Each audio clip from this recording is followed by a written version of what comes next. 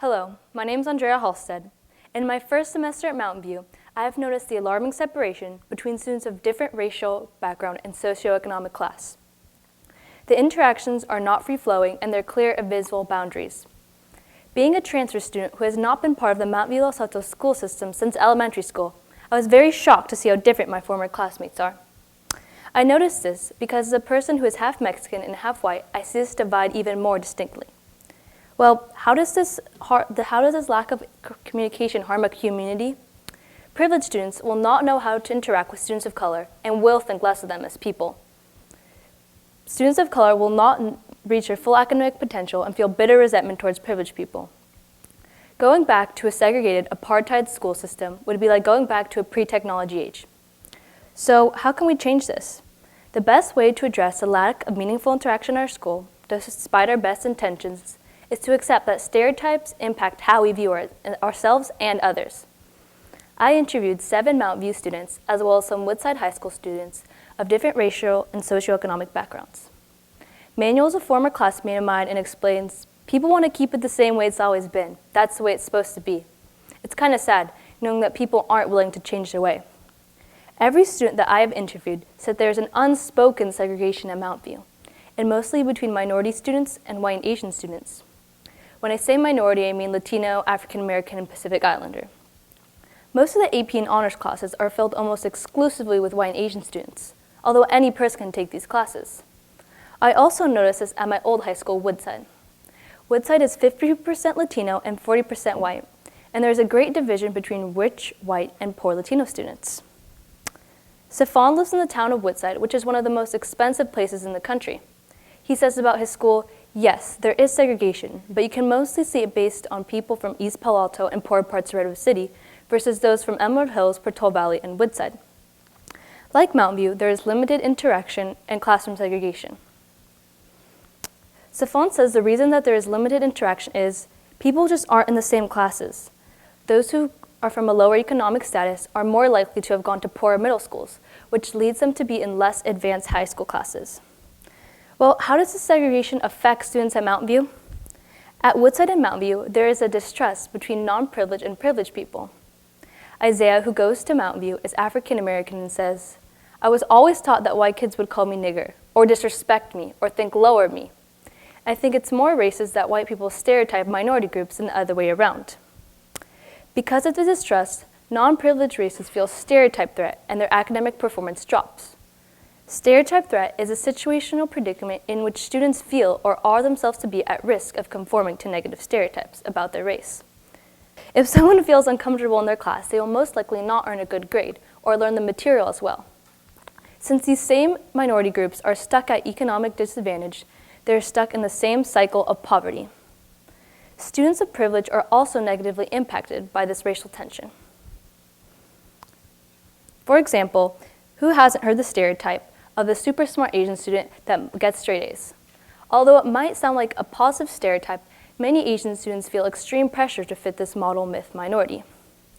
The racial narrative makes them focus so much on conforming, and that is the reason why relations between Asians and white and even minority students is limited.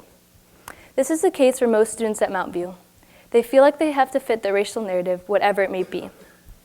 Like the Latino student who does poorly in school and will most likely not graduate high school or college. Biracial students feel even more pressure to fit into the racial narratives. However, this can be difficult since they do not fit into one simple narrative and often suffer discrimination from both sides.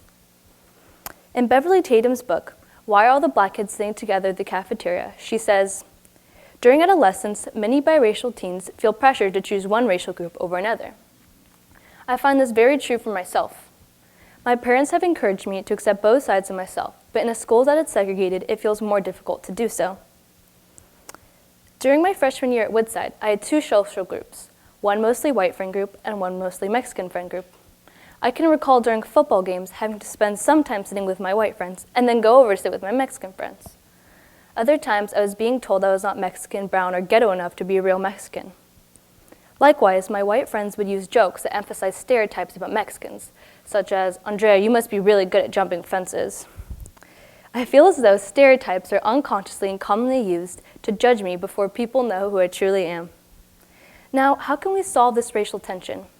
The best way to solve this is to pursue what critical race theorists call idealist and realist solutions. An idealist approach to race, as defined by the book Critical Race Theory, holds racism and discrimination are matters of thinking.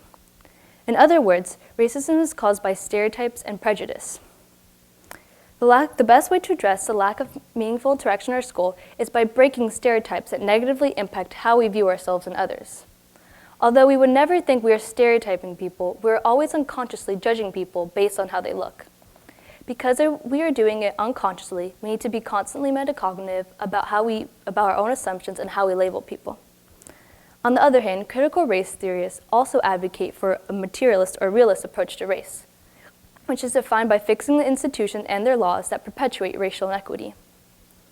For instance, the main middle schools that filter into Mountain View are Block, Graham, and Crittenden. Block is where the rich white Asian students go from Los Altos and Los Altos Hills. Graham is similar to Block, but there is a little more racial diversity. Crittenden has a bad reputation for being where the more thug-like students go, which in fact is a direct quote from a Mountain View student. This division is also seen in other parts of the Bay Area, such as Redwood City and San Jose, as my friend Stefan earlier described. All these schools come together, but most people do not venture out of their middle school social groups. A realist approach to race to solving this problem would be changing school boundaries or lines to create more diverse middle and elementary schools.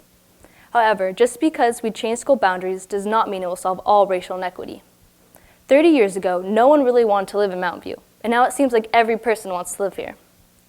A study by UC Berkeley called Urban Displacement Project Map says, while San Francisco's Mission District are often targets of public outcry about gentrification and the negative influence of the tech industry, Zuck and Chapel find even affluent communities with pockets of low-income housing are in jeopardy.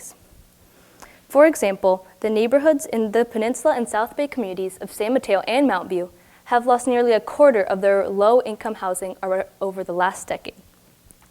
This gentrification limits the power of simply redrawing school lines in solving racism. I do not know what the solution to gentrification may be, but I do know that to begin solving a problem, we first must admit that there is a problem. Privileged people do not want to change a system that they benefit from. As Dr. Martin Luther King says, lamentably, it is a historical fact that groups of privilege seldom give up their privileges voluntarily. Changing school boundaries to encourage more diversity often raises concern among well-to-do white and Asian parents because they fear that their children might be negatively influenced by Latino or Black students. Additionally, these parents fear that these same minority groups might dumb down the curriculum that their children may receive. However, privileged people will not lose educational benefits but gain them. One study conducted by 3 professors from Stanford, Brigham Young University, and Kellogg School of Management concluded diversity is beneficial to everyone because it offers different perspectives. The performance of diverse groups in the workplace often exceeded those of the homogeneous groups. This also holds true in schools as well. For example, I am taking AP Comp, which is one of the more racially diverse AP classes at Mountain View. We're studying race in American culture, and if we just had privileged students, we would only look at race through a limited perspective. The diversity in our class enables us to look at race through perspective of those who suffer from racial inequity. Non-privileged or minority parents also are concerned about changing school boundaries because they do not want their children to experience racism or feel like they do not belong. The problem here is not necessarily that people are saying racist things to each other or calling each other names, but there's just no interaction at all. The Bay Area is still a very accepting place, and parents of both sides need to show vulnerability if the problem will ever be solved. It does not serve anyone to be stuck in their own bubble. Therefore, true diversity is essential for both sides to reach their full academic potential. Now, what happens if we ignore these problems? What if we listen to the clueless person that insists segregation does not exist? Well, let's check back on our racial narratives. What happens to the Asian students? They fail to meet society's and their parents' standards of getting to Yale or Stanford.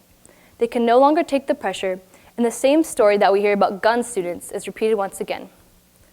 The Latino student does not graduate high school because they see no point in trying if they can't pay for college.